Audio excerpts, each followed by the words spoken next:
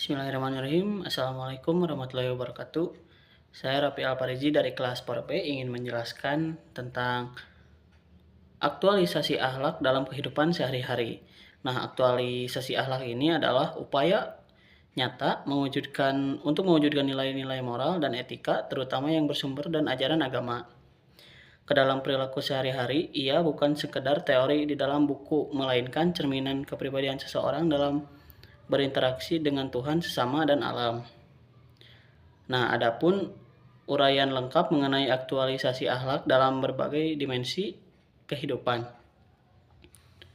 Yang pertama ada aktualisasi akhlak terhadap Allah Subhanahu wa taala.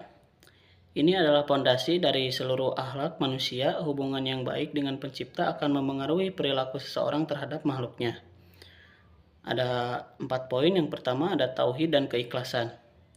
Melakukan segala sesuatu hanya demi mengharap ridho Allah, bukan karena pujian manusia. Yang kedua, tawakal. Berusaha maksimal lalu berserah diri atas hasilnya. Yang ketiga, sabar dan syukur. Menerima ujian dengan lapang dada dan menghargai sekecil apapun nikmat yang diterima. Dan yang terakhir ada dalam ibadah menjalankan sholat, puasa, dan zikir dengan penuh khusyuk dan sesuai tuntunan. Nah, untuk yang kedua ada aktualisasi akhlak terhadap diri sendiri. Sebelum berbuat baik kepada orang lain, seseorang harus mampu memimpin dirinya sendiri.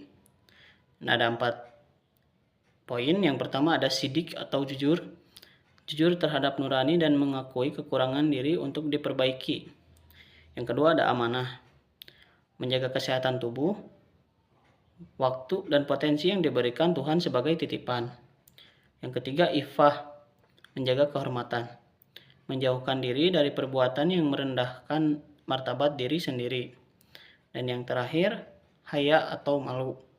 Memiliki rasa malu jika melakukan hal yang tidak pantas atau melanggar norma. Untuk yang ketiga ada aktualisasi akhlak dalam keluarga. Keluarga adalah madrasah pertama dan tempat paling utama untuk mempraktikkan akhlak mulia. Adapun peran dan bentuk aktualisasi akhlak yaitu yang pertama kepada orang tua, berbakti, berkata lembut, dan mendoakan mereka. Yang kedua, kepada pasangan, saling menghargai, setia, dan berbagai tanggung jawab dengan penuh kasih sayang. Yang ketiga, kepada anak, memberikan pendidikan yang baik, kasih sayang, dan menjadi teladan. Yang keempat, kepada saudara, menjaga silaturahmi dan saling membantu dalam kesulitan. Nah, yang keempat ada aktualisasi akhlak dalam masyarakat atau sosial. Disinilah integritas seseorang diuji melalui interaksi dengan keberagaman. Yang pertama, tasamuh atau toleransi. Menghargai perbedaan, keyakinan, pendapat, dan latar belakang budaya. Yang kedua, ta'awun. Tolong menolong.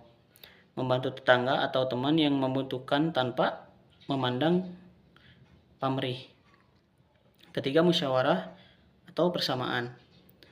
Tidak bersikap diskriminatif dan memandang setiap orang memiliki hak yang sama. Dan yang keempat, menjaga lisan, menghindari ghibah atau gosip, fitnah, dan perkataan yang menyakitkan orang lain. Untuk yang kelima ada aktualisasi akhlak dalam pekerjaan dan profesi. Profesionalisme adalah bentuk nyata dari aktualisasi akhlak di ranah publik. Yang pertama ada etos kerja, bekerja keras, disiplin, dan menghargai waktu. Yang kedua, integritas, menolak suap, korupsi, dan kecurangan dalam bisnis atau tugas negara. Yang ketiga, keadilan, mengambil keputusan secara objektif dan memberikan hak kepada yang berhak menerimanya. Nah, untuk nomor yang terakhir ada aktualisasi akhlak terhadap lingkungan alam. Manusia berperan sebagai khalifah atau pemimpin. Nah, di bumi yang bertugas menjaga kelestarian alam. Ada 3 poin. Yang pertama, ihsan kepada hewan. Tidak menyiksa dan memberikan hak hidup yang layak bagi hewan. Yang kedua, menjaga ekosistem. Tidak membuang sampah sembarangan melalui penghijauan dan menghemat penggunaan energi air. Yang ketiga, larangan merusak. Tidak melakukan eksploitasi alam yang berlebihan demi keuntungan sesaat. Nah, untuk kesimpulannya yaitu aktualisasi akhlak adalah proses belajar seumur hidup. Ia dimulai dari niat yang tulus, dipandu oleh ilmu yang benar, dan dibuktikan dengan konsisten istiqomah dalam tindakan. Orang yang paling mulia bukan yang paling banyak teorinya, melainkan yang paling baik budi pekertinya. Mungkin cukup sekian dari saya. Wassalamualaikum warahmatullahi wabarakatuh.